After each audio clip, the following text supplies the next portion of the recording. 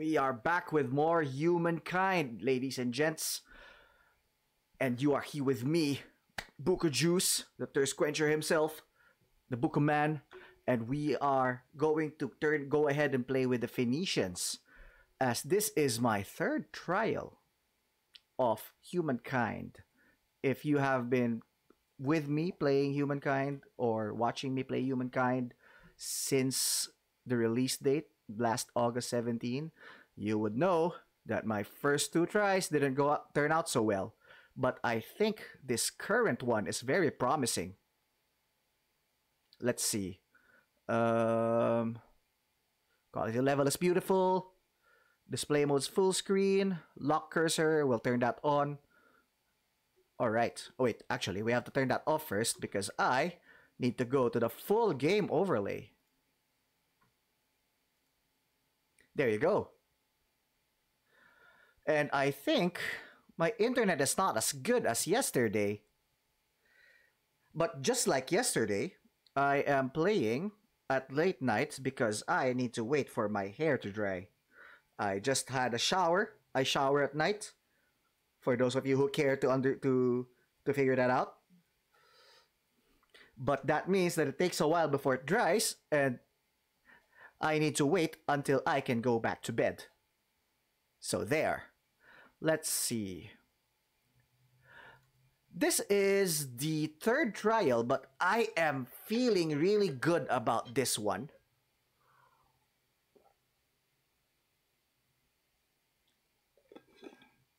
I'm feeling good about this one because currently we're first on Era Stars, on Fame rather.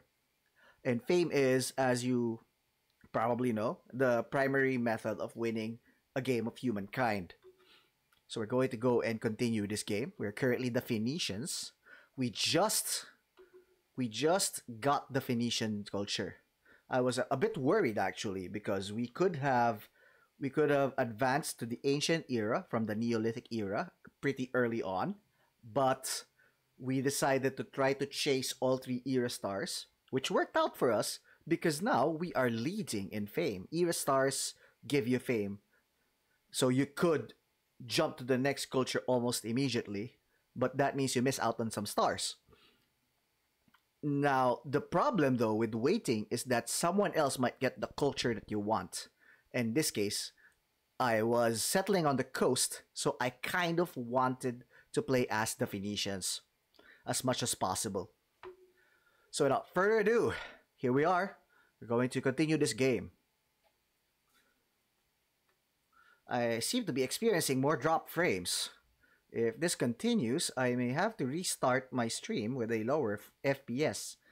But I'd rather not do that. We're already downgraded to 720p, although we are moving at 60 frames per second, because I wanted to record at that speed so that when I do upload to YouTube, at least it's nice.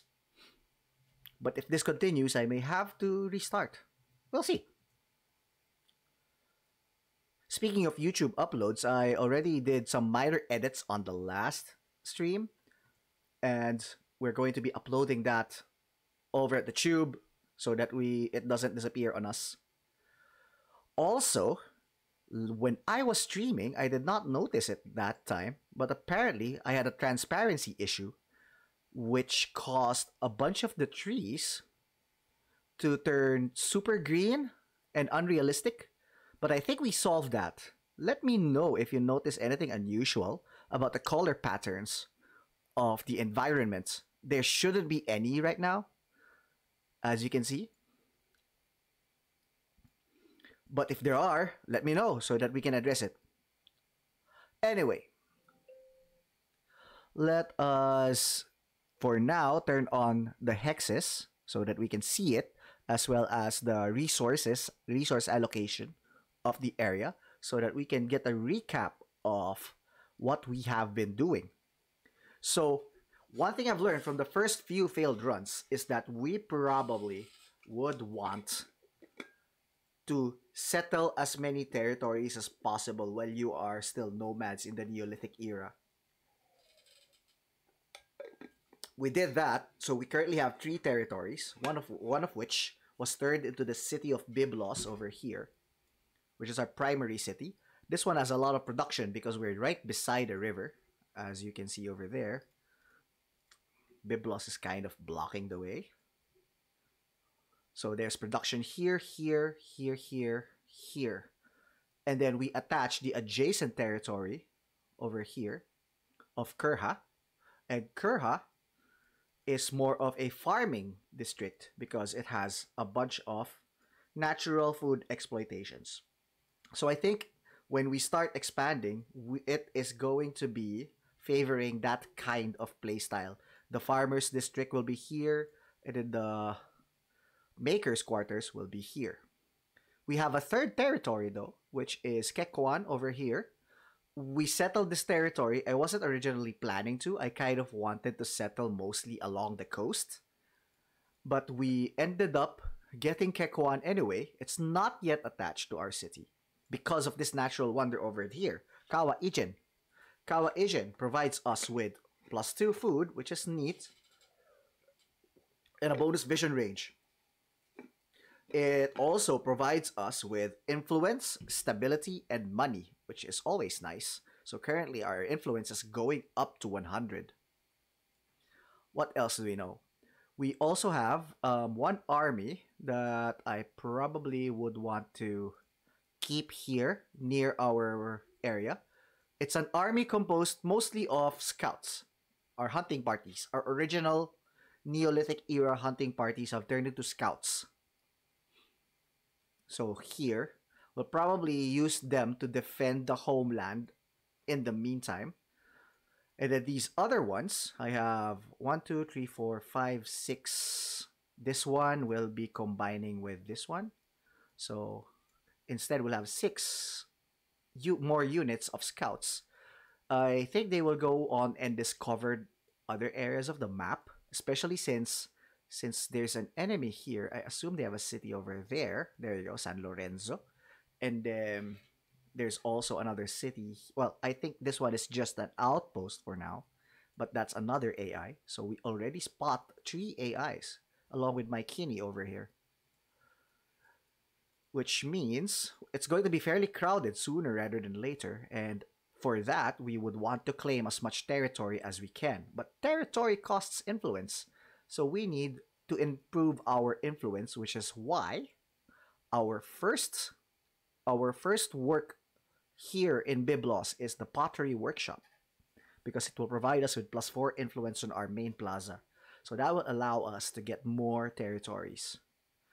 I would prefer to take the territories to our left and right. So this one, and maybe this one. This one probably over here, but I'm not quite sure about this one yet. And as opposed to getting territories towards the north, because even though it feels like there's a lot of northern territories here, the reasoning for that is because if we build vertically, it will be harder to defend because most of our military units later on will be contained here in Byblos. I think so, at least. So we'll try to figure something out.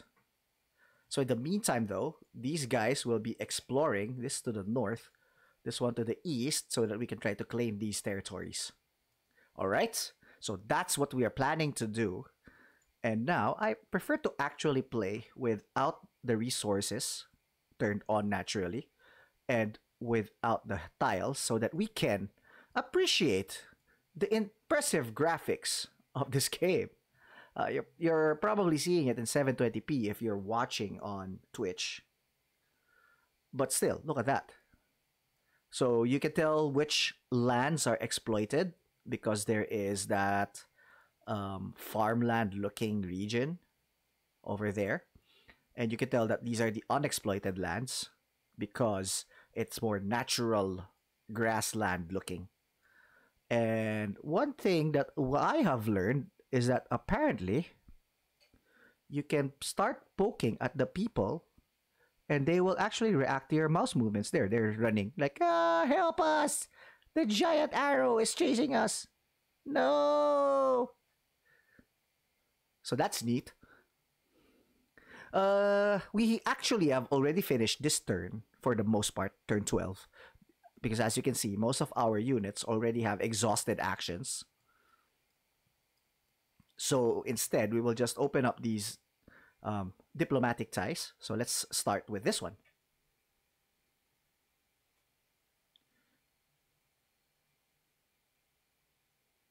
Okay, so the Olmecs, led by the Avatar Zerator, who is benevolent, they value the happiness of their people. That might put us into conflict because if they consider some of our people their people, they will be willing to wage a war on us just so they can free their people. So that's a problem, actually. Being benevolent is a little bit of a problem. Impulsive means no matter the cost, deeds follow words.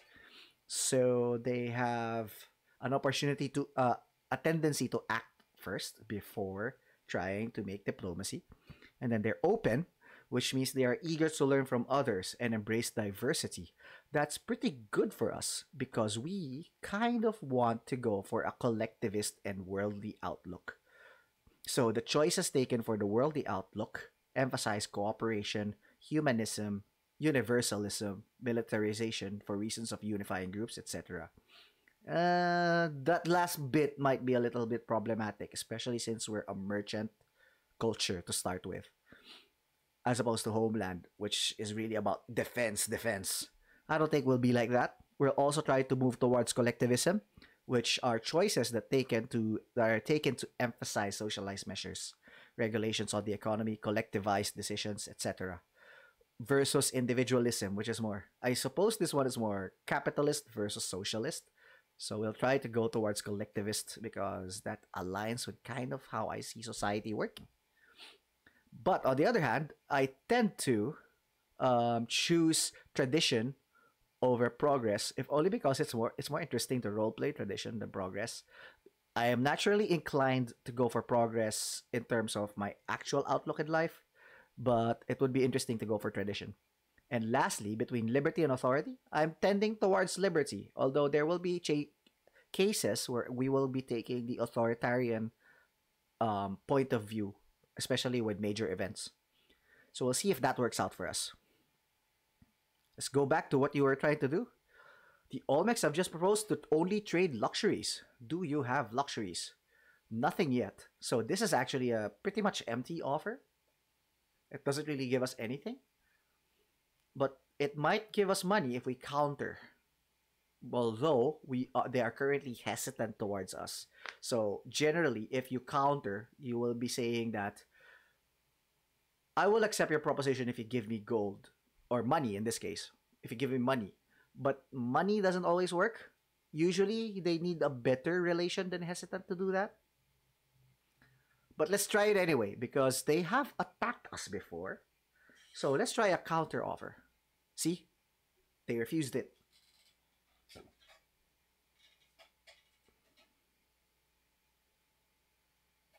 Fine, if that's what you want. Oh, wait. Huh. One thing I've noticed is that you probably have not been hearing the music. Let me fix that real quick. There you go. Ah. So basically, you've been hearing me blabber. But that's okay. It's mostly just background noise. But now that we were talking to them, you probably didn't hear it. I'm an expert streamer, guys. The nomadic tribe reached the ancient era with the Olmecs, so they just reached the nomadic era, the ancient era rather. So that's cool. And then the other neighbor that we know of are the Mycenaeans. Honest intent may have my ear. Ooh, they're moving towards war support. They're loyal, so if we get them as an ally, it will be pretty much stable. But they're also militarist, so they tend to use the military power to reach their goals, which means that we might want to go on a defensive mode, like erecting walls and such, instead of being aggressive. We'll see if that works out for us. And they're introvert. They tend to focus with a few chosen civilizations, so they tend to only ally with a few.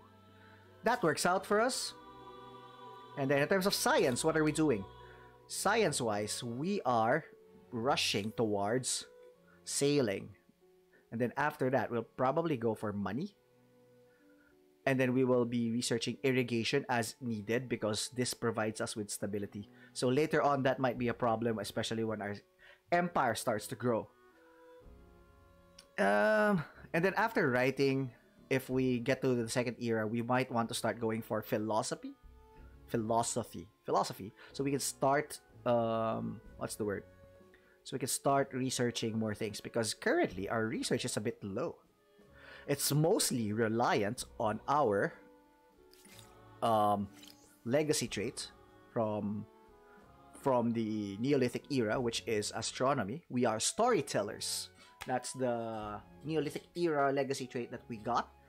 That provides us with +1 science per pop on cities or outposts. And I believe we currently have 1, 2, 3, 4 pop here. And over at Kekuan, we have another 1 pop. And in addition, we have 4, 5, 3 science over here. So I think that's where most of it is coming from. There's 9 science. I'm not sure where the last one is coming from. But other than that, I think we are good. We are going to, before we enter, let's look at our faith. Currently, our religion is Daddy. Let's change that a little bit to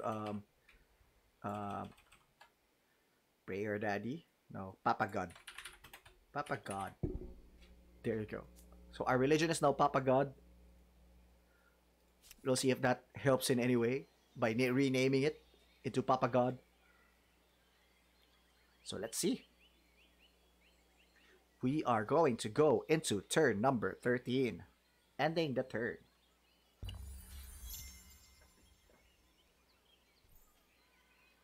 Just also checking some of my socials. Nothing much. Alright. Several events have come up. The Olmecs have disappeared, so that's a bit alarming. Not too much, just a little. So these guys need to continue going home. These guys, 99 out of 100, 100 out of 100, 100 out of 100. These guys should look into this area because we did see the Olmecs coming from there. Luckily, we settled here, which means it will be difficult to assault from the side. They have to assault from here, so move through Kekuan, or they have to go around our districts, our exploitations rather, over here.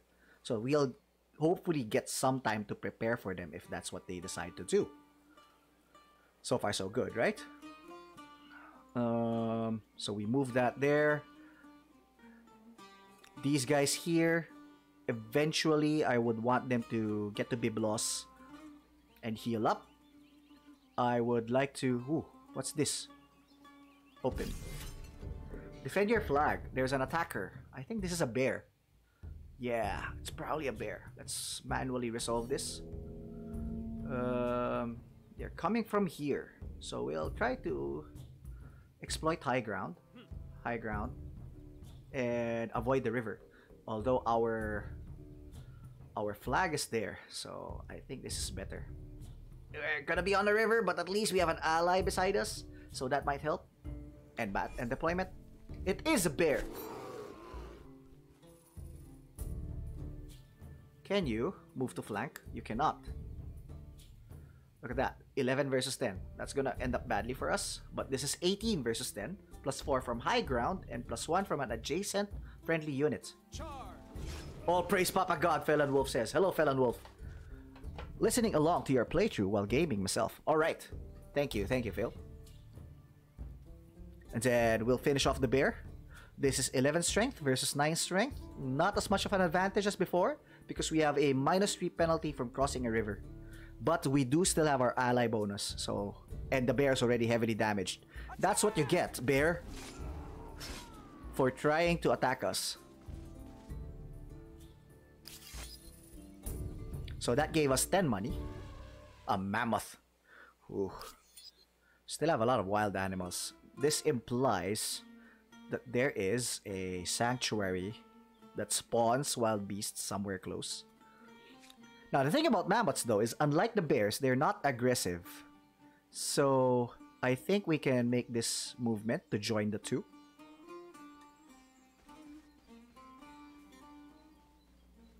So, they become a unit of 3. Oh, that did not happen.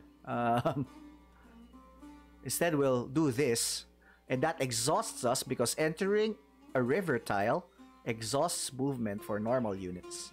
There are some units that get to ignore that, but that's not us. This hunting party should... Part of me wants to assimilate them into Kekuan. This will give us more science, which will increase our progress for carpentry, which I think is good.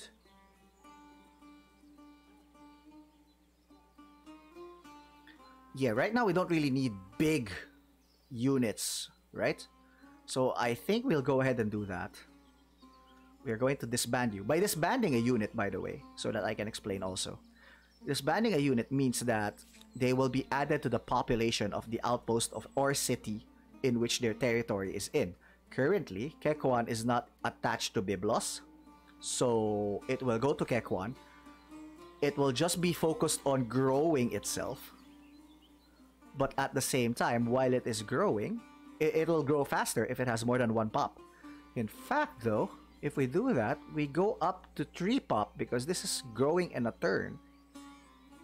That actually changes things a little bit. If you're growing anyway, I don't have to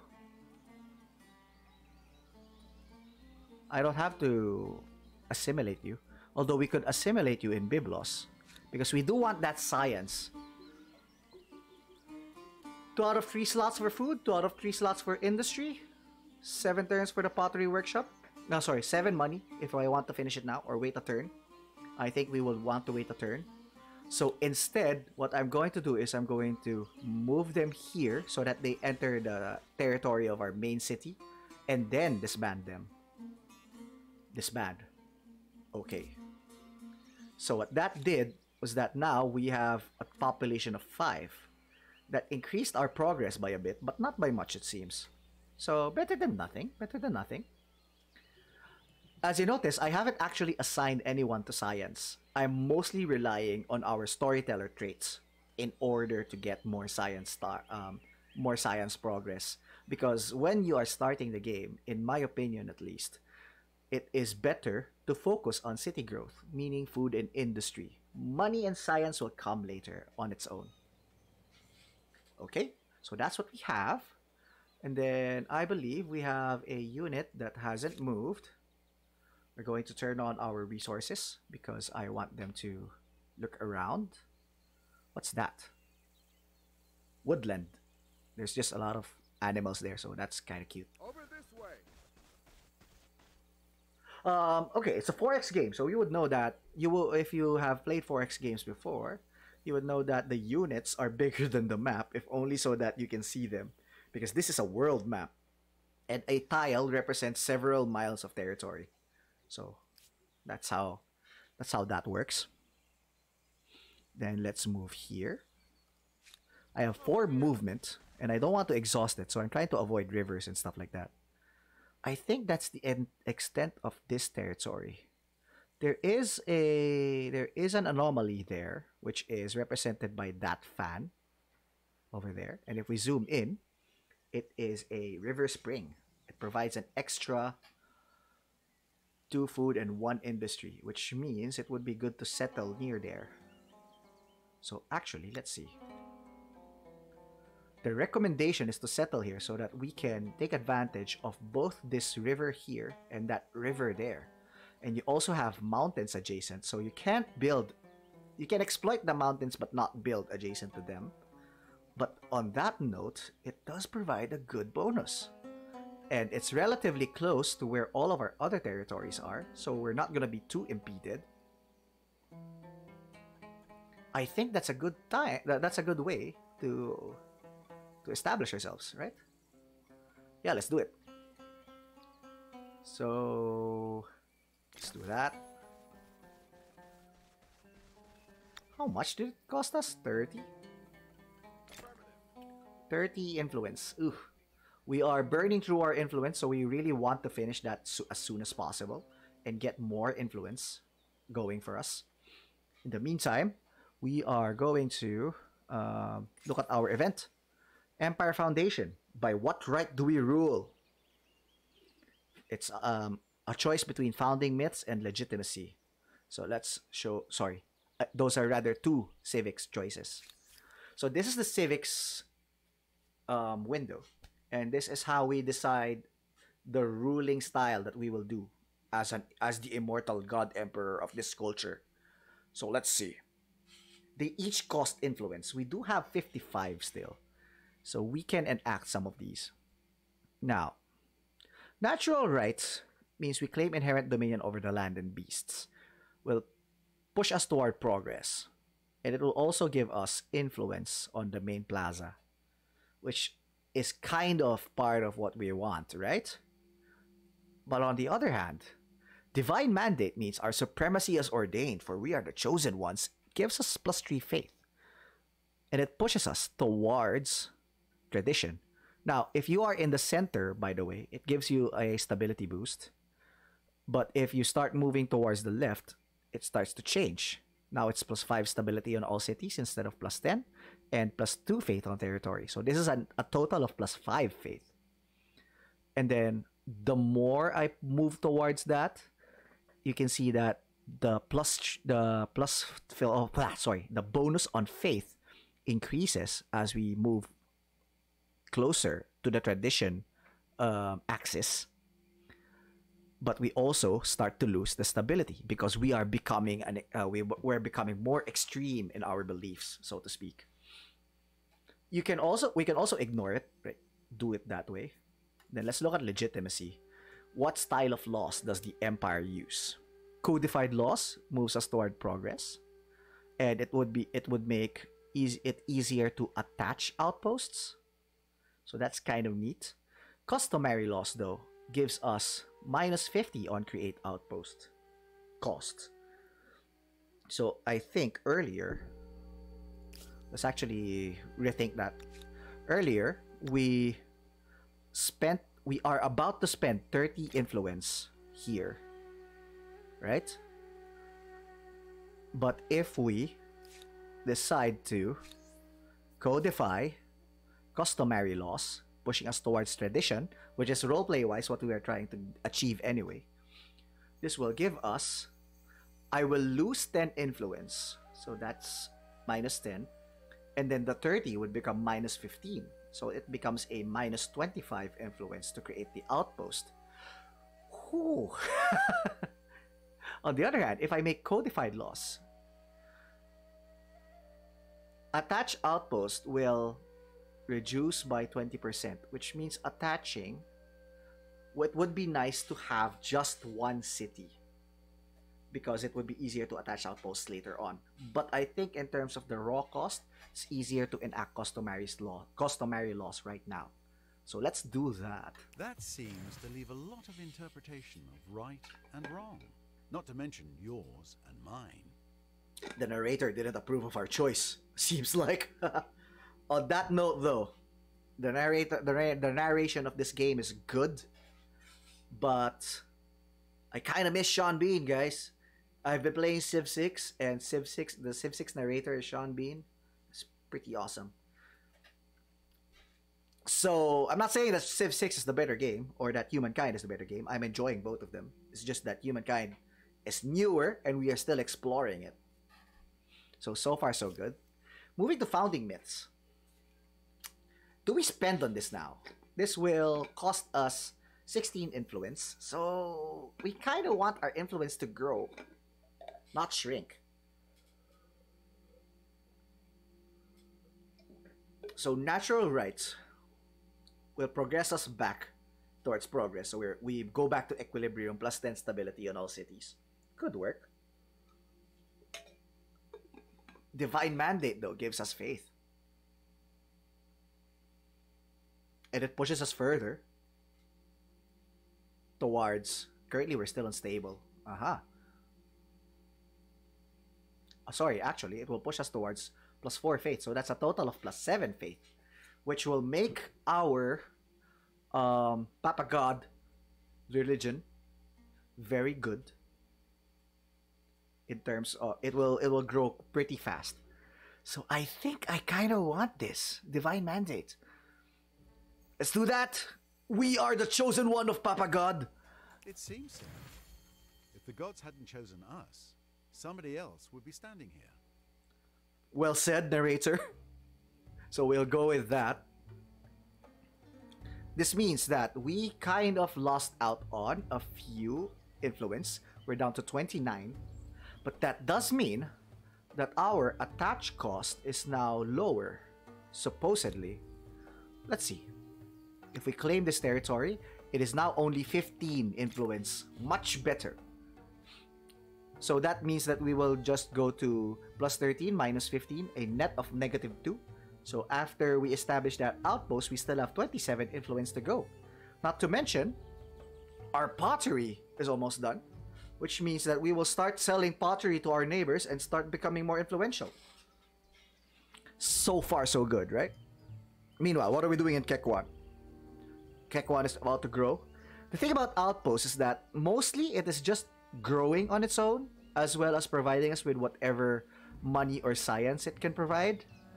It does provide us with a few because we are controlling Kawaijin, which gives us money, I suppose, from tourism, and some stability. So we don't actually mind losing the stability from going extremist on the progress versus tradition axis. So far, so good, right? So that is turn 13. But before we do that, let's check our notifications. We have a nomadic tribe that became the Babylonians. We have another nomadic tribe that became the Egyptians. And someone who became the Assyrians. So I think almost everybody has a culture now. So acknowledge that. Close that. And we end turn number 13. Wow, guys, that's already 33 minutes of game time. And that's been one turn. I think it's because I'm taking my time with playing Humankind because it's turn-based. We can afford to. We can afford to stand back and relax and figure out measured decisions. Except if we're playing multiplayer, of course, because I'm not sure how multiplayer works. Maybe there's a time limit to each turn. We'll see. That is a very information-dense map, Felon Wolf says. Curious, how does the visual density compare to Civ? Okay, it feels noisy, right? But that's because I turned on the FIMS, what do you call this? The FIMS UI. Usually, actually, when I'm playing, I turn it off. I just turned it on so that we can do some analysis. I also, if you notice, turned off the hexagonal grid. I can turn it on, but that makes it more of a board game, and I'm here more to roleplay the culture that we are creating. So I turned that off as well, and instead I just marvel at the UI. Sorry, at the graphics. Look at those bisons. If we poke at it, actually, they will move away from it. That also happens in the cities. If you poke the humans, little humans, where are you? Your god is looking for you. Oh, I don't see them. Maybe next turn. But anyway. Yeah, they're kind of cute.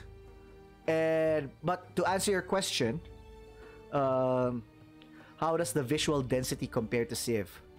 I think the UI is actually simpler.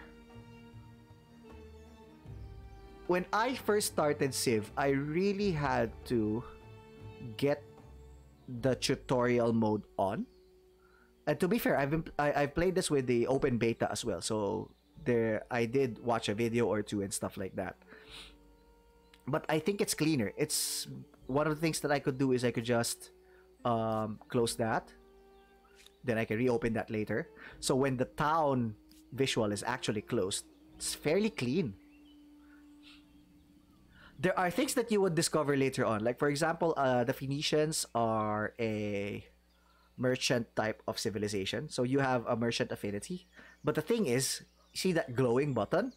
power investor, it took me a while to realize that that is actually a game move that I can do. I think it's because in the beta it wasn't shining. It wasn't shiny like that. It wasn't moving around. But now they made that more obvious so that you know that it is something that you can activate.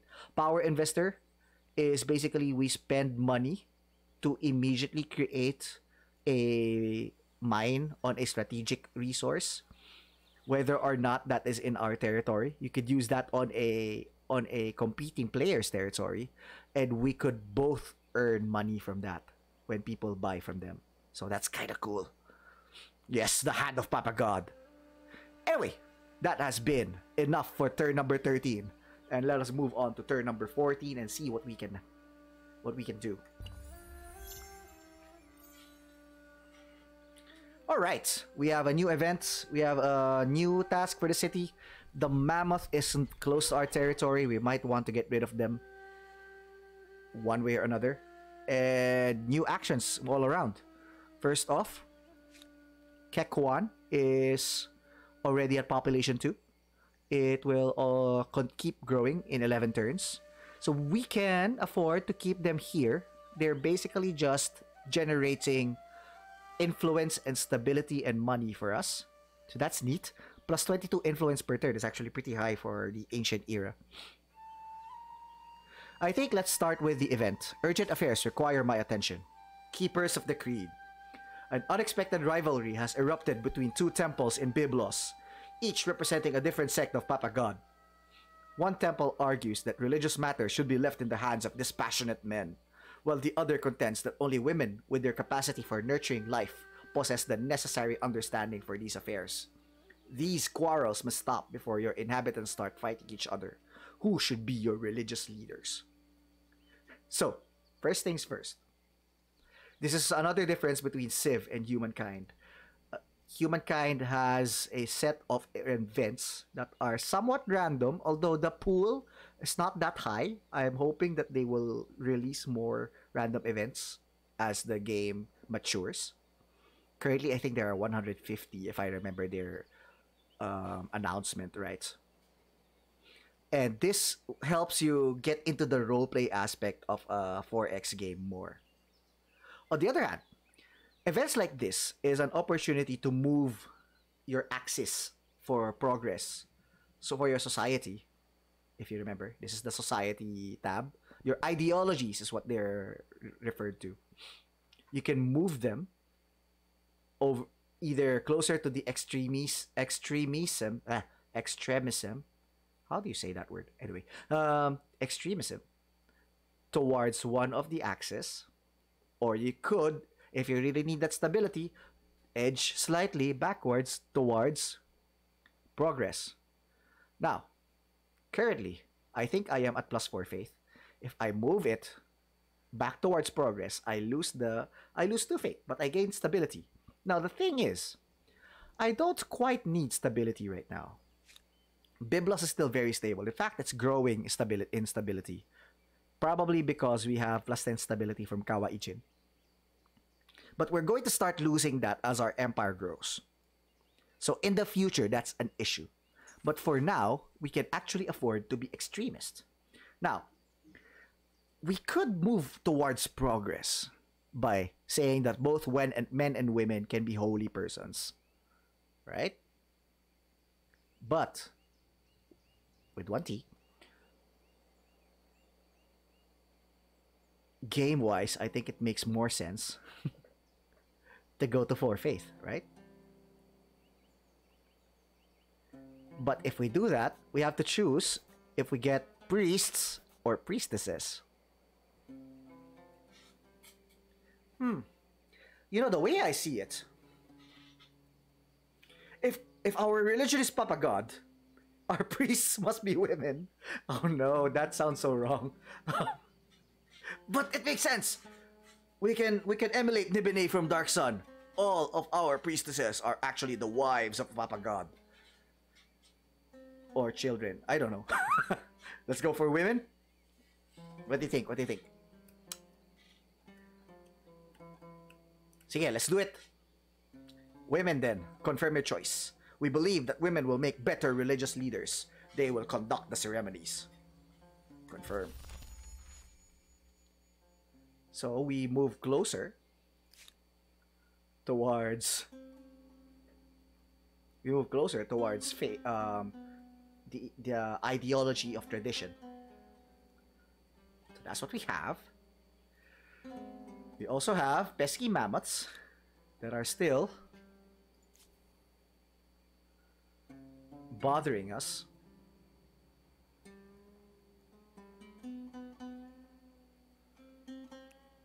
Move toward the city, man. This guy is really far away from where we were.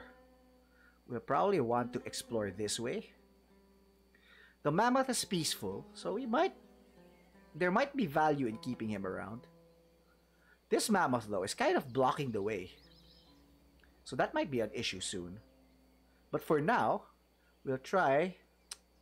Man, that territory also has a lot of rivers. Rivers are hard to traverse. We can enter the river, which will exhaust the units, but on the succeeding turns, as long as we follow the river route, we can move normally, even if we are in a forest, which is difficult terrain. In 5th edition Dungeons and Dragons terms, every forest tile is worth 2 movement cost. So I think that's a good idea. We go here, we enter that river, we leave the mammoth alone, let the mammoth have its fun, and then from here, see if we can establish another outpost here, since we are minus 50% on establishing outposts anyway. Ooh. Cannot be done without 45 influence, which we can do by next turn. Let's see. Showing the bonuses.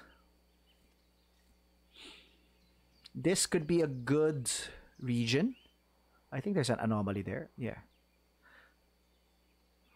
There's good game there because there's a small lake.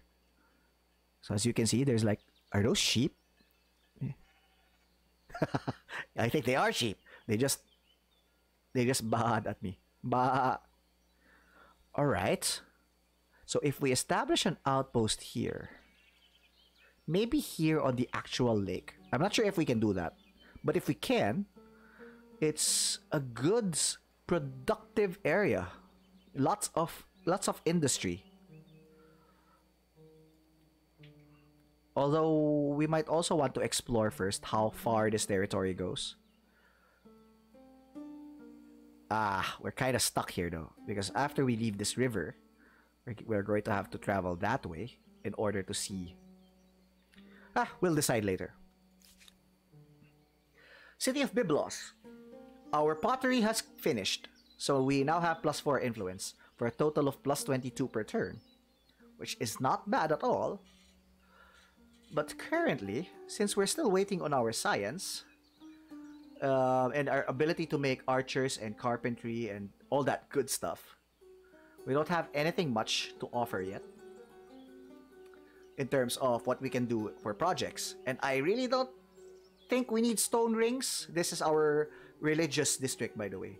I don't think we need to do that just yet because we are still very stable and we are producing a lot of faith based on our decisions earlier. So instead, I think what we will do is promote more growth by making a farmer's quarter over here, so that we can also start exploiting. Can we? No, cannot be done on a resource deposit. So it has to be here. So it will start exploiting these adjacent grasslands, and then we'll probably want to expand later to here so that we can exploit those and exploit that. Although I'm not sure if we can that's a science thing. We might need a maker's quarter here and keep our farmer's quarters. Wow. Actually, that's a bit harder than I thought it would be. +4. This is also +4. If I make it here, also +4. We're going to want to make an industrial quarter sooner or later over here so that we can exploit these, right? So that means that we can make either here or here. This is +4. This is +4 also, but -2 to industry. So this is the better choice. Right? Now, if you notice, making a district will also provide a -10 to stability. This is one of their mechanics in order to not just let you grow wild with your cities. Making more districts reduces your stability, and the role-playing reason for this is because larger swaths of territory are harder to govern. But that's okay. We are at 100. We are at 100 stability right now. We can build this farmer's quarter over here. So we'll build a farm. There you go. It'll take 4 turns unless we get another industrial guy. Maybe we can speed this up if we move this guy to industry. It becomes 2 turns. Oh, but we are going to start losing. We're going to lose a population in 11 turns. We can afford that. By the time that becomes a factor, we will have an extra farmer's quarter. All right. So I think that is our turn. We have established this district, which will become an outpost in 2 turns. So we can continue moving on with this guy. Probably start exploring this territory over here. And then we can also explore with this guy. So far, so good, right? And we are about to finish our carpentry, if I'm not mistaken. Yeah, 1 turn to finish carpentry, which will allow us to start making archers. We'll end the turn. Carpentry researched. The art of woodworking is essential for bow making and lays the foundation for future constructions. What does it allow us to do? It allows us to clear forests. Might be poorer for it, but the bounties of the forest are an immediate boon for industry or siege warfare. So that might be cool. And then we have archers. Though often poorly equipped with simple wood bows, masked archers are a great danger to the enemy. We have good range, a range of 4. It's pretty good for combat. They're not very good in melee, so if they are hit by a melee dude, they usually melt away. Felon Wolf says, absolutely appreciate the narrative and RP consistency of the children of Baal, Papa God. Yeah. So, Papa God is now going to be the children of Baal. Sorry, the worshippers of Papa God. So, cool.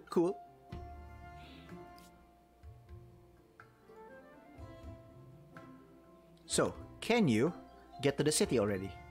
Almost, but not quite. We'll do that anyway.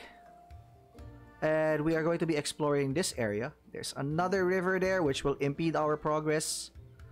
You know what? We are going to transfer out 1 dude over here. And then the rest of the dudes can go back to the city and combine with that dude.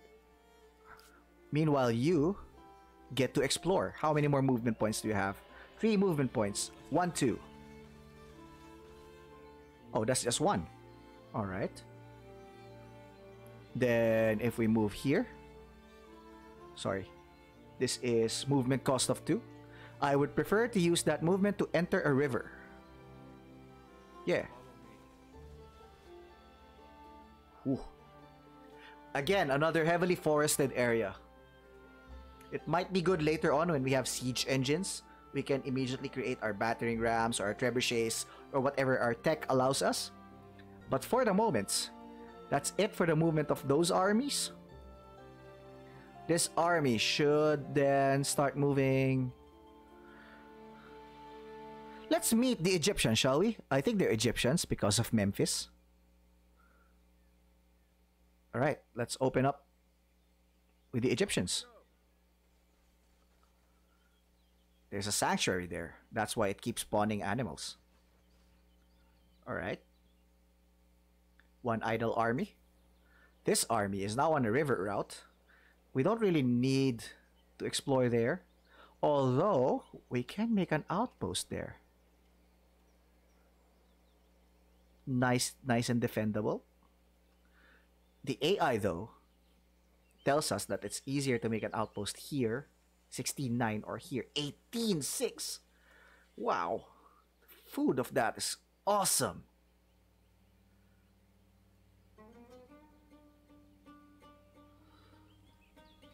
That said, I am more interested in 10.15. That's more balanced. Not a lot of food, but we get a lot of industry for that. Here, 14.12.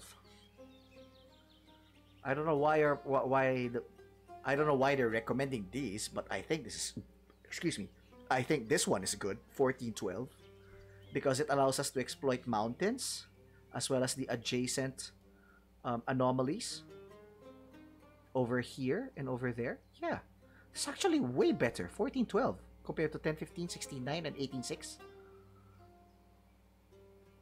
I'm thinking about this right? 26, 24, 27 for this one. Okay, that's why they're recommending that, because that sums up to 27. And this one is 25. I think I like 14.12 because it's more balanced. Because I might turn this into a city. Because if I turn that into a city, I can then attach Kekwan and Acellus Tertius. Oh, actually though, I kind of want to turn Kekwan into the city. It makes more sense for us. And then make this a fruit basket. So that's what 18.6 will do to us. No, let's go to our original plan of going 14.12. We'll see. I keep on I'm very aggro with establishing outposts right now because that's what I learned from my previous playthroughs. You'd want to establish outposts early so that you own them, and that if someone tries to take them from you, even if they're successful, that will at least be a transgression against us, and we can use it to justify war. So, we'll do that.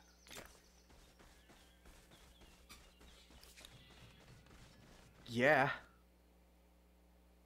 I think that is it for turn number 15. Do we have anything else? Oh, by the way, we have finished our carpentry. This means, among other things, that we are now going to start fishing. By the time we are trying to rush out fishing because this opens up Haven for us.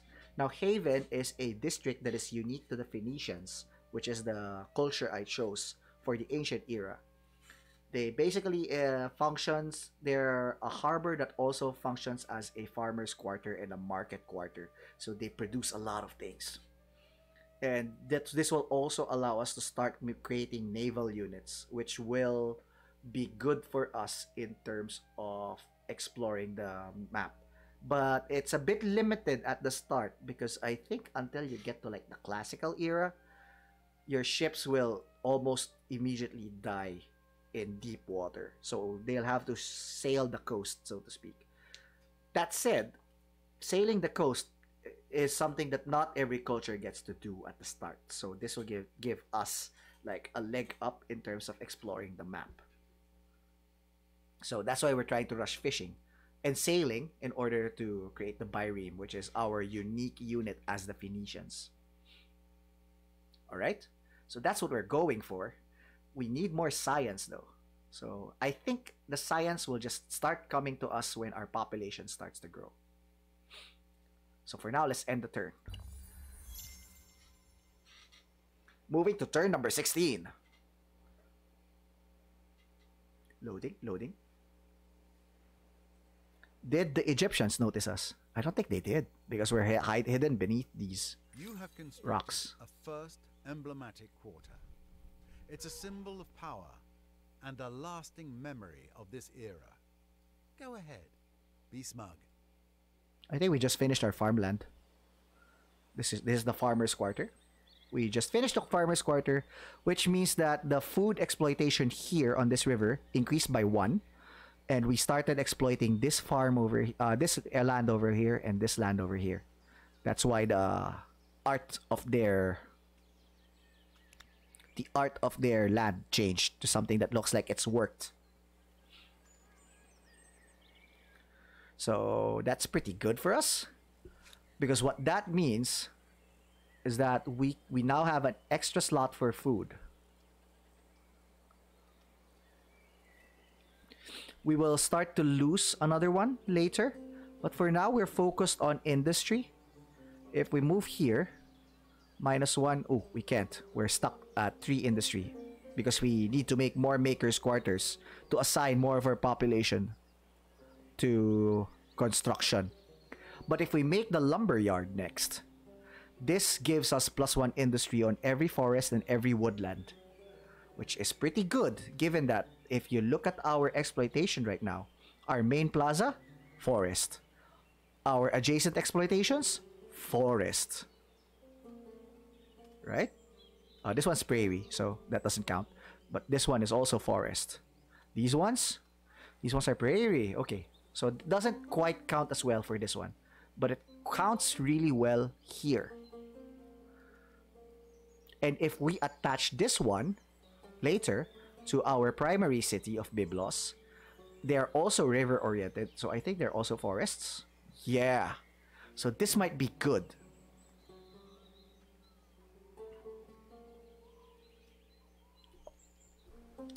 So here's the plan. We'll make a lumber yard so that we can improve our industry. And then once that is done, we're going to shuffle our workers back towards being farmers so that we can start growing again. I think that's the plan. So let's go ahead and do that. Lumberyard. Then you are on a river. I don't think we can traverse that. That seems like a high elevation. But we can move this way. Follow me. Over this way. What is this? That's a bunch of exploitations. I don't think we can claim territory right now. Oh, we can. What do you know? What are you? Yellowstone. Okay, it's another natural wonder. It was discovered by the Olmecs, so if we establish our outpost here, the Olmecs might get angry at us, but I think that is okay. This also gives us +5 influence and +10 stability again. Another stabilizing force. So this might be a good thing to exploit. And since we can plop down territory anyway, let's just do that. +12 +10, +12 +7, +12 +5. It's not recommending us anything, which means that in terms of raw output, this isn't doing much for us. I think this will not be a city. This will just be an outpost. But I think I also want to exploit elevation. Right? Is that right? I think so. Because this will give us as much rivers as possible. Unless we do here. River, river, river. No, let's exploit the height. So let's do that. Oh, it's close to the border though. But that's okay. The intent is to get Yellowstone. And then we have urgent affairs that require our attention. Blades of the Empire. As your horizons widen, your armies grow in lockstep with your ambitions. Now with military power to spread over several regiments, it is time to decide the nature of the soldiers who compose your armies. So let's see our army composition. Show details. Ooh, this thing costs quite a bit. We can't afford it yet. So we can think about it. This is a fight on the axis of liberty versus authority. So it's something to think about. If we use conscripts, it's easier to produce them. -30% on industry cost of new soldiers. So conscripts is pretty good. And it moves us towards authority. Professional soldiers, on the other hand, are going to give us +1 combat strength on that unit. and it will move us towards liberty. I kind of like professional soldiers better, but there's also value in churning out armies quickly. So we'll think about that. We don't have to make the decision now. So let's close that. Idle armies. Okay, this idle army will probably... You know what? Just ransack this. 10 gold. It's not very good for ransacking, isn't it? Ah, wait, there's 2 of them. We can do both. We can transfer them here. Get this guy to ransack. Get this guy to fight that mammoth. Evenly matched. So this is going to be a bad time for us. Okay, let's exploit our high ground. Now, the thing about playing Humankind is that you really want to do the Obi-Wan Kenobi. I've mentioned this before. High ground gives +4. That's pretty high in terms of bonuses. So let's see, 17 versus 13. Of course, if the mammoth is smart, and it is, it will also go to the high ground.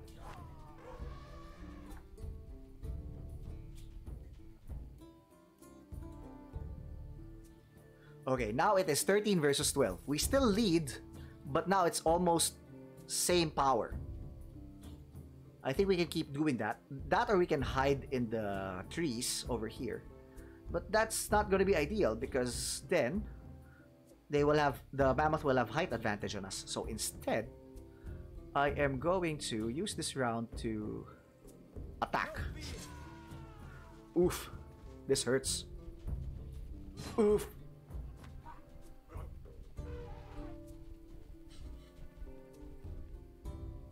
Okay, can we kill them this round? Unlikely. Yeah, unlikely. But let's keep at it. Oh, if it charges us, we win, but barely. That gave us 20 money. Money's always good. Oh, I can keep moving. I can keep moving. So... Oh no, sorry. You're supposed to be ransacking. No mercy. There you go. This is the unit that fought. And that fighting exhausts the unit. So there's no more we can do with that. This outpost has been established. So now it will start growing population. It's not contributing anything else to us. It cannot do production right now because it's just an outpost. On the other hand, we're making an outpost here, right? Yeah. Idle army. Okay, this will create itself in a turn. In the meantime, we can explore. Can you move there? Ooh, we cannot.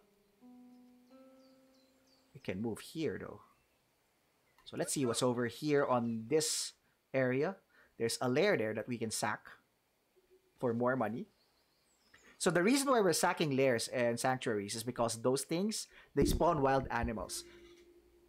And the wild animals can be a hindrance to our movement.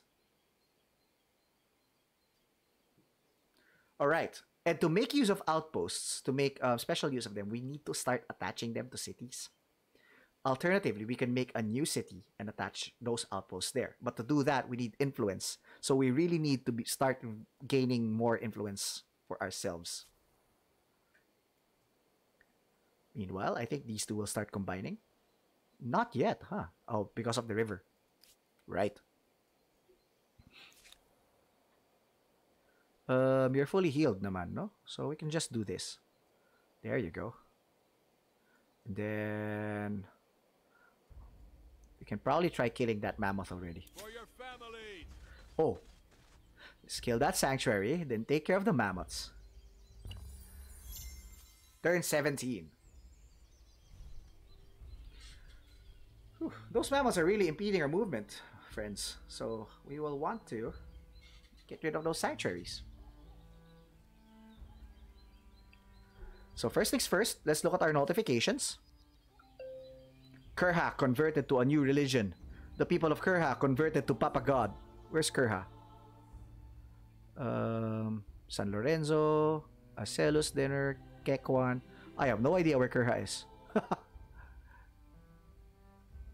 So let's acknowledge that. Kekwan also converted to Papa God. Nice!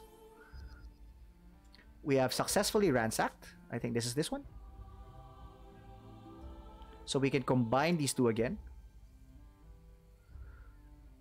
Or alternatively, let's move this guy here and heal them because this is now our territory. These guys. You. Sorry, no, not that. What we can do is we can transfer this out. Move them there. Nice. Attack this mammoth. Here. Oh, nice. Nice.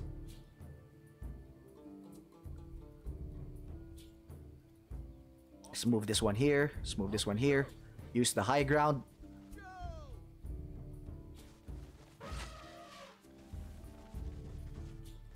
This one go on defense. That's bad for them because they're on the river and we're on high ground. So it's really not working out for that mammoth.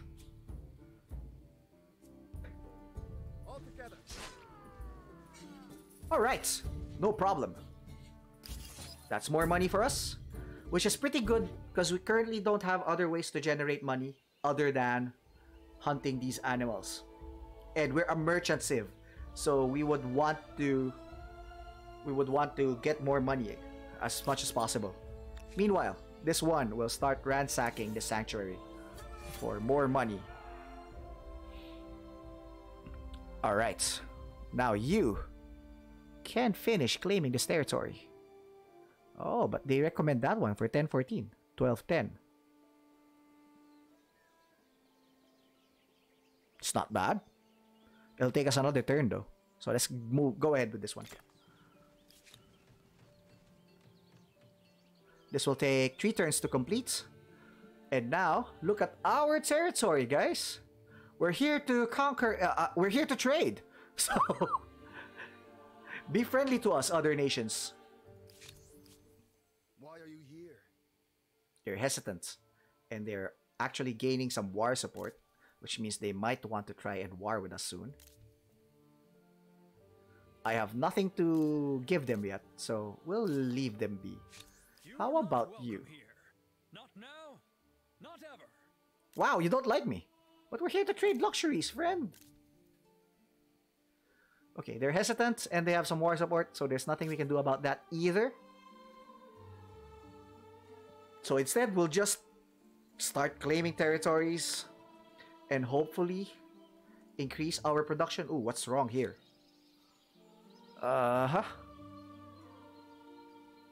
Cannot be done. What is impeding you? Cannot be done within the perimeter of a battlefield. Oh, because we fought. Okay, okay. So that will take us a while. That delayed us by a turn. Okay. So, new problem, new issue. We shouldn't be fighting near the city.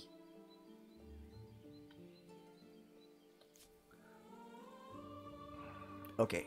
Let us start exploring here. I really want to meet the Egyptians though. And this is a new save also. Alright. That's a lot of rivers. Here's what we will do for this unit. We are going to separate the 3 of you.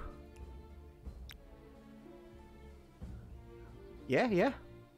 And then we are going to set you all on auto explore. Off we go. Follow me.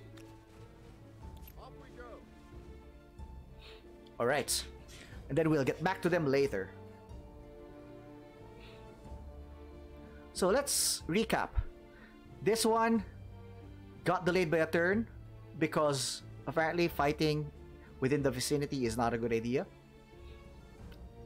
What else? We are exploring here. We just erected a sanctuary over here. And as you can see, this is our city, the city of Byblos, but we own these adjacent territories. I think that's pretty good in terms of raw territory, but we don't really have a lot in terms of natural resources. In terms of like things like this one, luxuries rather. Luxuries and strategic resources is what we currently lack. So we will need to be on good terms with our neighbors and try to trade for them. So we'll end the turn 17. Time check, it is currently 1 hour and 11 minutes since we started streaming. And we want to keep this to a solid 1.5 hour session. Besides, I think my hair is almost dry. So let's see. Let us end the turn. They're impressive, the Egyptians. It's a fair bet that you'll be embarrassed if you compare cities with them. Ha. The Egyptians are a builder type of culture, which is probably explains why that was the prompt. So let's see. Egyptians, how do you do? 1,000 welcomes. Oh no. I am the leader of a great people. I hope you are one who keeps their word. So the Egyptians are led by the AI Victor. Problem with Victor is that, in my experience so far, this is the AI that really likes to start wars. So we have to keep a careful eye on Victor. That said, he is currently a builder, so maybe he's not gonna fight. Although Egyptians do have the good chariots, I think. So we don't know yet. He has the benevolent quality. They want their people to be happy. So as long as they don't think our people are their people, we shouldn't have a problem with them. But they're also vindictive. Anything that happened in the past, they will not support. They will remember. Even if it's been several ages since then. So let's propose a treaty. Here is a proposal to get your heart racing. Pleased to accept your proposal, friend. So we can now trade luxuries. That it is a pleasure to speak with you. We actually need to look into luxuries soon. Let's look at our tech. How do we build luxuries? I believe we need a calendar to build a luxury. Okay. Which means we need to increase our science even more. Which means we need to start erecting cities. It's like a chain reaction, right? We need the city so that we can have more pop, and we need the pop so that we can have more science output. Because we are a storytelling civilization.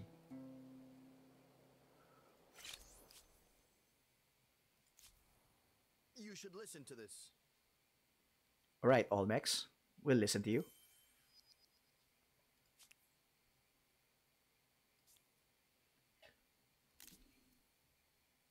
The Olmecs have just proposed to improve your relationship. Okay. I don't want their war support to increase, so we are going to keep them happy for now by accepting this treaty. So that's a small drop. -1 war support above equilibrium value during peace. Okay, so I am at equilibrium, he is not. But since we are not doing aggressive moves against him, he is slowly losing that war support. Now, how does war support work? You can declare war. Well, you can declare war anytime. But a surprise war will give you the traitor trait, which means that it will be harder to trade later on. We don't want to do that because we are a trader civ, a trader culture. Wow, we can open their history. Oh, pretty good. I just figured that out. Now, if you do declare war, as the declarer, you will lose 1 war support, I think, or some value of war support every turn. So if you declare war and then you just sit back and relax, you will eventually lose that war. War support is actually the support of your people for that war. But if you start winning battles, then that will increase your war support. Now, at the highest, you would want a war support of 100 so that you can just do whatever you want. And if your war support drops to 0 and you're at war, your opponent can force you to surrender. Now, they can demand more of you if their war support is higher at the end of the war. If their war support is similarly low when the war ends, so if, for example, if you're dropped to 0, but your opponent is like down to 10 war support, then in terms of reparations, you don't have to give them as much. So if you enter a war that you do not want, that is the best way to lose. But also the best way to end the war is to win it, one way or another. That's not always possible though, based on my experience so far. So that's what we have. Let's look. We are establishing an outpost, and then they have runners here. So we will station these guys here for now. Make sure that they don't do anything. And now the construction of Byblos has started again. So, lesson learned, let us not start a war within our territory if we can.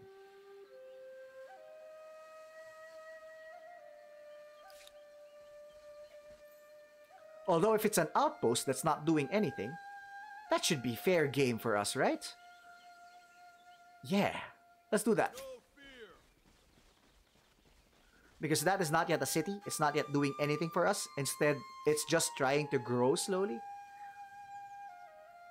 Also, this one. This one doesn't even have any population at all. And how about this one? Same for this one. Although this one is almost at 1 population. So far, so good. What am I missing? Okay, these guys.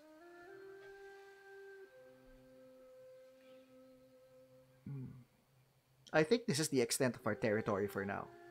Unless we want to try to get this particular territory. The Assyrians. The fact that they have horses and siege engines might indicate their preferences as a neighbor. Oh, the Assyrians. Militarist nation? A request from a friend is not a thing to be taken lightly. Okay, they're loyal but they're vindictive. Okay.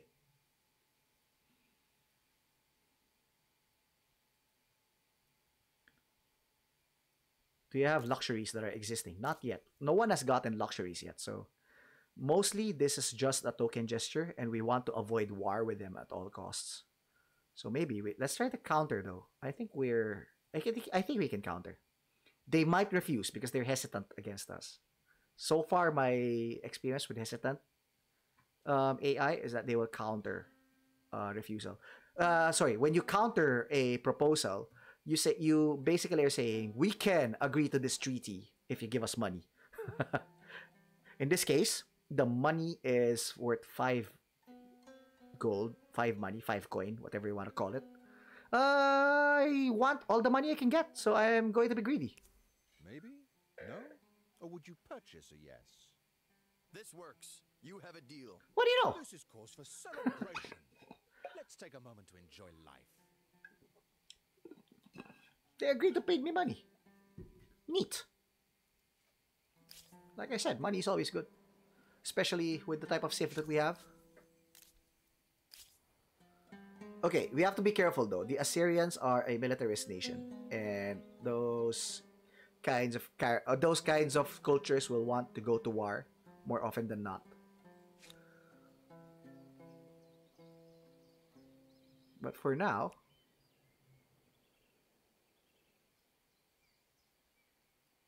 let's leave their territory. Let's be nice to them. Alright. So far, so good. If we move in, let's turn off the resource tab and just marvel at our territory. We are adjacent to Egypt. Egypt and Assyria will probably be in conflict with each other sooner rather than later because they're like stuck to each other. We have outposts that number 1, 2, 3, 4. Well, almost 4.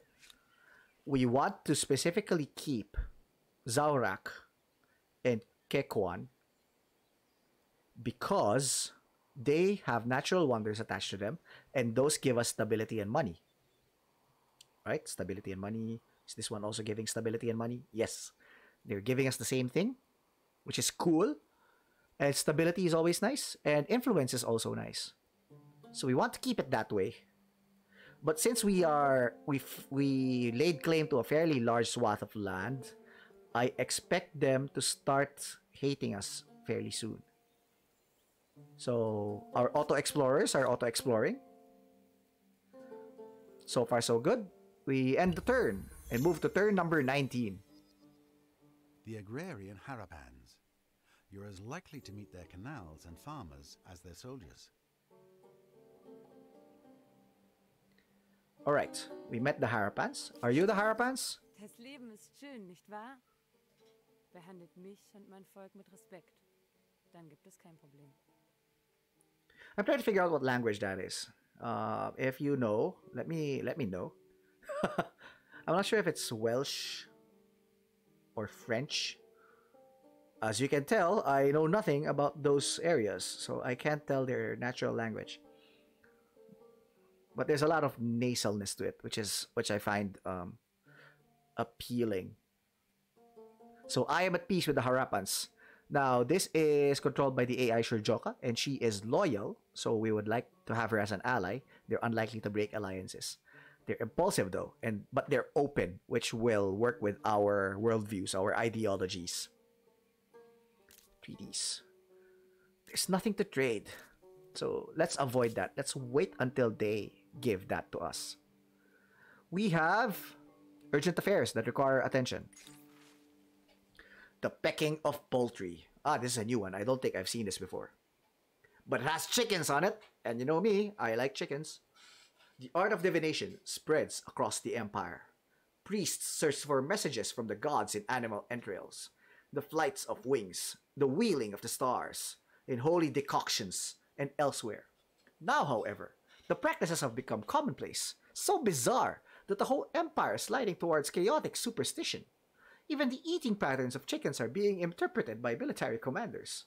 What do we do? Okay. We forbid it. If we forbid it, we can... Divinations outside officially sanctioned means are pure superstition and must be forbidden. This will make them fanatical, which means only our exclusively female priests can perform these divinations. This will make us fanatical. Plus 25% faith. Ooh. It's pretty good because we don't even have to build our holy sites just yet. And yet we are getting a lot of faith. So that's an idea. Another idea is to embrace these superstitions. Who are we to say how the gods should speak to us? We should be open to all signs. This will make us celebrate on Biblos for 10 turns, which will give us stability. We don't really need stability at the moment, though. We need production. We need industry. Oh, there's a fight over there. And the last thing we can do is reason. We must use logic and experimentation to discern the true methods of divination. This will give us learning, which will give us science, which I want. Oh, I want that science. Because our science is woefully slow.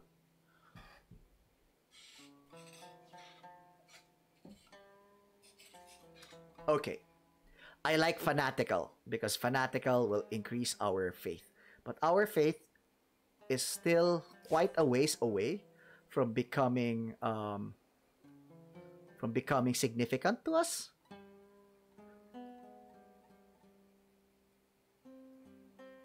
Although, as you can see, our faith is already being aggressive. There's Papa God being converted to Papa God, Papa God, Papa God. So they're all following the culture, the religion of Papa God. But it'll take a while before our religion can go to a place that we would like. We're getting +1 faith per population. We're trying to grow our population. It will get there eventually. On the other hand, science is giving us some issues. This will slide us. This will slide us back to +2 faith instead of +4. We're still good, right? And it will give us stability, which we don't really need. But it will also give us learning. I kind of need the learning. True methods of divination. To be fair, that's not scientific at all, isn't it? We must discern the true methods of divination. Yes, let's reason. Let's use reason. You shouldn't be analyzing the patterns of the eating patterns of chickens, you have to kill them and open up their entrails so that you can see the will of the gods. That's more scientific, right? Let's choose that as our reason, because we really need the science, among other things. So next, Zaurak. One more turn before we can start feeling the effects of our natural resource here. Meanwhile, there's combat here. Oh, what's happening? We are fighting the Assyrians. Didn't I want to be friends with you? I seem to remember that.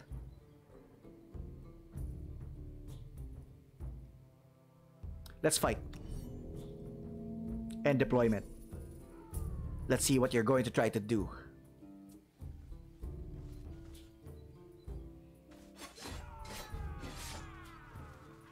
See, that didn't turn out well for you at all, didn't it? And now, we have the high ground that gives us +4. So even though we are exactly the same unit, this will give us more leeway. So also, if you're the defender in a fight, you get a flag or an encampment. This will prevent that type of gameplay where you are just fighting. You're just fighting while retreating. This is a balancing method so that there is a location that the defenders would like to stay in, because if they capture our flag, they win the battle. Something like that. If they capture the flag for more than a turn, I think.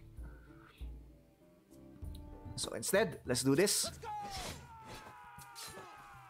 There's also another change from Civilization. Humankind has a much more rewarding and much more interesting combat system. The fights are always, well, sometimes it can still get dragging, especially when you have like 20 units on each side. But I have a lot more fun with it. So why did you fight me, Assyrian? What did that accomplish?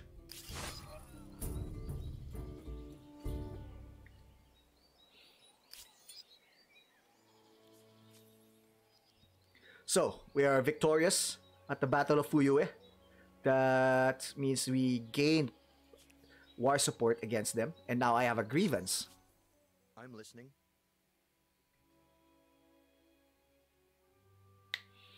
The Assyrians attack one of your armies at Taiyang Show. Demand, pay 100 money. This grievance will expire in 10 turns. So, okay. I have two options here. I can demand that they pay me 100 money. And if they're accepted or withdrawn, sorry, until they accept it or they withdraw it, trade between our nations will be suspended and the borders will be closed. But they are a militarist nation, in which case they can invade us anyway. Or we can renounce, we can forgive the grievance. Now, if we demand and they refuse it, we can choose to either go to war with them or forget it and gain war support instead. So it's kind of like a slow, excuse me, a slow burn. So, I don't want to get to war with you first, because you will probably win. So for now, I'm going to renounce this. I'm going to let it slide and think that this is a misunderstanding between friends, right? Your behavior is far from perfect, but I am magnanimous. No, that's not how this plays out.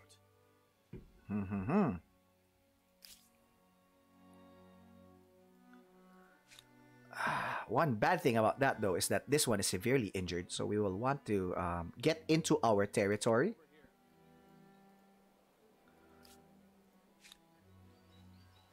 And then, once the outpost is created, we will absorb them into this outpost.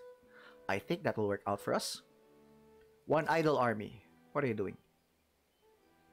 Oh, you were supposed to hunt that mammoth. Right? Can you hunt that mammoth? Ooh, the mammoth has high ground though.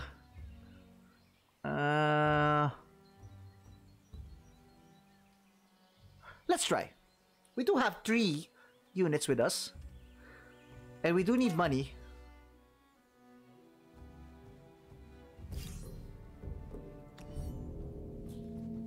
Let's spawn here. And ooh, that's not a good spawn at all. Ew, no matter where I go, I'm going to have low ground advantage.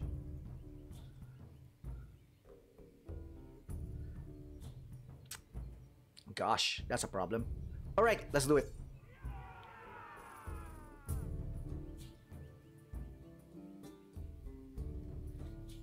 Let's go.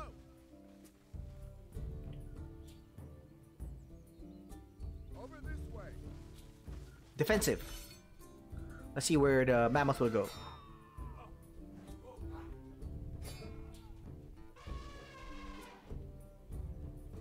Pretty good. That's high ground over there.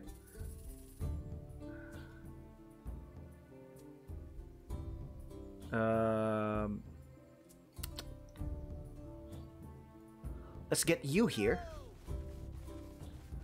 Oof. Let's get you there. Strike first. Strike hard. High ground. It's over, Anakin. I have the high ground. Alright. It wasn't a problem at all. And then we can heal because we are in our territory. In the meantime, Biblos is still 3 turns away from our lumberyard. Although, one advantage of having a lot of money, we can pay it now so that we can proceed. Actually, let's do that. Yes. And now that improves our industry significantly. So we can move on to our next project. So first off, we increase amount of farmers that we have to the maximum. And then we have a farmer's quarter here. But if I remember correctly, I wanted to build a either a new farmer's quarter or a maker's quarter. I think it was an artisan's quarter, makers over here. Oh, it doesn't do a lot.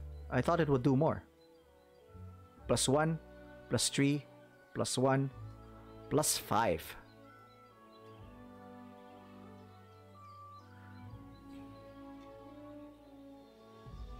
Alright, I think what we need to do is use this to exploit more forests. It will cost us some food, but it will allow us to enter that forest area over there. Unless we make it here. Yeah. We're supposed to... Right. Silly BJ. We were supposed to exploit these resources to start with. So +3, +4. This one is like +10.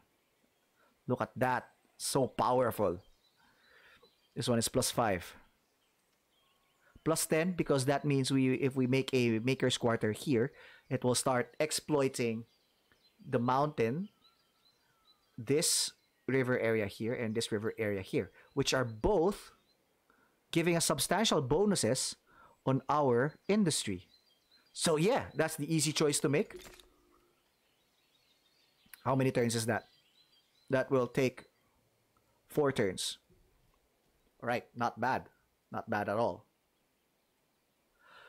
In the meantime, we need to start seeing the benefits of our influence, because currently we are generating a bit too little of that. Can you already disband? Oh, I can already disband you into the outpost. In which case, I kind of want to do that. Do I want to do that? No. The Assyrians were hostile. We want army. So we'll try to have army over here. And then we will try to have... Where's our auto explorers? Auto explorers. 1, 2. I could start recalling my auto explorers. I think we have seen a lot of the map already.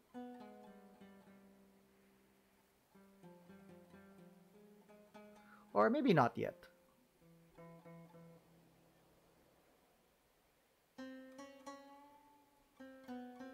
That one's kind of good. Which area owns that? This one. But we need to bank some of our influence because we need to make our second city so that we're not so slow. Yeah. Okay, so game plan. game plan is we are banking our experience, or sorry, our influence rather. Our science has gotten good because of the proper reading of divination, the proper methods of divination. We have now increased our fishing will now be finished in 2 turns instead of what was that earlier. It was quite a lot of turns, right? And we can start creating havens. So that's fun. But in the meantime, before I succumb to one more turn itis, we have been playing for an hour and 36 minutes, so I think this is a good place to adjourn. Wow, that was only like 7 turns, right? Whew. To be fair, I have been talking a lot, and we have been playing at a leisurely pace. So, that works out for us. In which case, we are... Ooh, wait. Word of our empire has reached the Harappans. Acelius Tertius converted to Papa God. Pretty good, pretty good. I think this is a good time to end this session. Thank you, Felon Wolf, for hanging out with me. That was fun to listen to. Yes, I'm glad you enjoyed that. So, this is more of an irregular game. I think we'll just play whenever I can squeeze out time. Probably not tomorrow because I have a deadline to pursue tomorrow. And also, I have Shadowrun tomorrow. So, it's really fun that instead of preparing my Shadowrun game, I've decided to play some Humankind. I guess it's new game itis for me. But we're going to continue doing that anyway, one way or another. And so, if you are awake at 1 p.m. Philippine time, I'm going to be running Dugot na Gitab, which is our Shadowrun game set in Manila. It's in the English language, mostly, with only the occasional Tagalog words. So I think it's a good time to it's a good show to watch, especially if you're curious about Shadowrun. So if you're interested in that, I'll see you in a few hours. But otherwise, I'll see you guys around. Goodbye.